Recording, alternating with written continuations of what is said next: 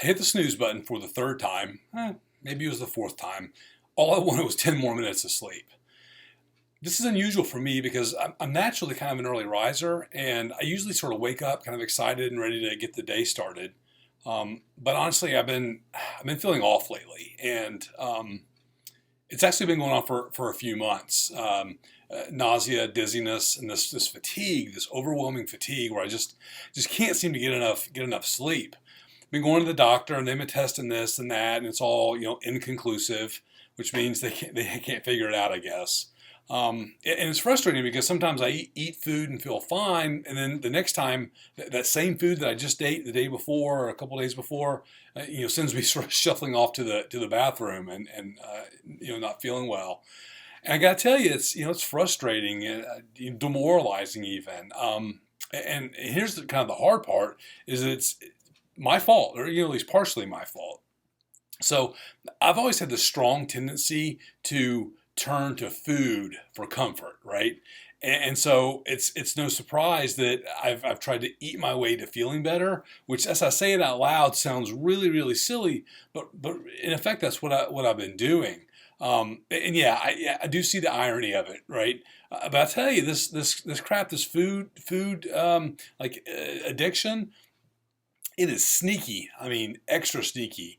And the thing is, as I sort of went from this place of really kind of managing my food really well to really struggling with food, it didn't happen all at once. It wasn't like this decision, like I'm going to start doing this dumb behavior. It was really like sneaky and slow and kind of snuck up on me. And so, how did it start? It started with one homemade chocolate chip cookie that was pretty delicious. There's nothing wrong with eating a cookie or a piece of pie or a sweets from time to time. It's totally fine. And this makes the good point that we talk about all the time, is that the food isn't the problem. It's what we do with the food. And if we're using food as a tool to solve emotional problems, it gets us messed up. And here's a great example of how it's happened in my life. Now, so I started eating that one cookie, and man, that dopamine spike was huge and felt so good. And so, that part of me got awakened and said, maybe I'll just have one more. And the next thing knew I was eating several of them. And then it hit me, the nausea, and then I was out for the rest of the day. So the thing that I was trying to use to make me feel better was part of the problem. Yeah, again, that's the irony. That's what's known as self-sabotage. In fact, if that's not self-sabotage, I don't know what is. Let me be clear about this, though. This isn't just about eating a couple of extra cookies. That's not really it at all. The deal is that I found myself really almost spinning and sort of jumping from one bad decision to another once I started using food as a tool to deal with the stress and anxiety over not feeling well.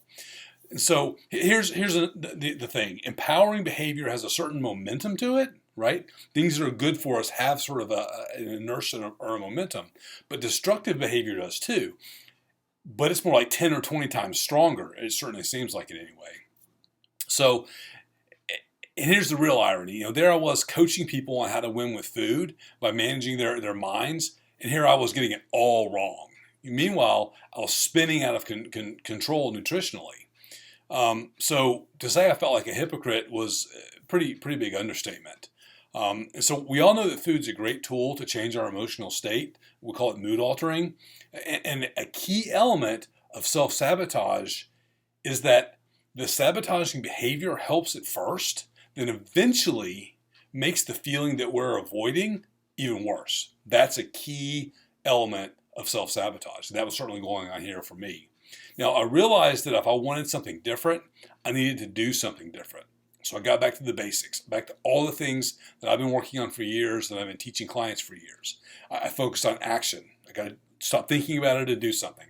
I looked at my thinking and my emotions, pay attention to what was I thinking about this behavior, and what feelings were those thoughts creating. I looked at my choices. I evaluated my food choices, and it was really sort of clear about this is what I need to be eating and this is what I don't. And I got really honest with myself about how much I wanted to change, right? Because if I don't want it enough, I'm not going to change. And that's true in every situation, not just around food.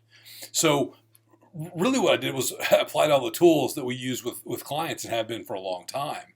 And I stopped making the underlying problems worse by making bad food choices. Now, this is uncomfortable for me to talk about. This is hard for me to admit, and I'm usually not this transparent. But I really want to give everybody an idea of what it looks like to struggle, even for somebody that's practiced this for a long time, and how to come back for it. Because the truth is that even those with tons of knowledge and practice get it wrong from time to time. Even the guy who's supposed to have all the answers falls back into old traps and given the right circumstances. So the litmus test for our struggles is our responses, not our struggles. I'm not responsible for what happens to me, but I am 100% responsible for how I react to it. Do I wish I could have responded better to the challenge? Right from the start, right from the very beginning? Absolutely, I do. I wish this was a story about how to execute perfectly from the beginning. Instead, this is a story about how to really screw things up and then come back. And the truth is, I've learned a lot from this sort of debacle of self-sabotage. And I hope you can take something from my struggles as well. So post your comments below. How do you self-sabotage yourself? Do you do you do things that are against your better nature, that are bad for you, that particularly around food?